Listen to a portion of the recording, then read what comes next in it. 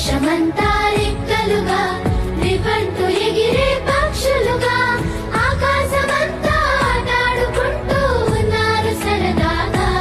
ఒకరేమో సీను ఒకరేమో జున్ను కలిసారే ప్రాణంగా మురిసారే వర్షంగా. పాటేమో సీను ఆటేమో జున్ను ఒకటై ఎదిగారే మధురంగా.